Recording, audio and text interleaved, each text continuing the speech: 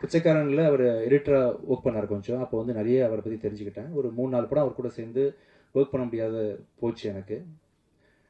உங்கள் சின்சியாரிட்டி வந்து கண்டிப்பாக உங்களை எங்கேயும் விட்டு கொடுக்காது. நான் பண்ண தப்பு நீங்கள் பண்ணிடாதீங்க. ஆக்சுவலாக நான் வந்து நடிகரான பிறகு மியூசிக் பண்ணுறதை விட்டேன் இல்லையா, இப்போ திருப்பி நான் பண்ண போகிறேன்.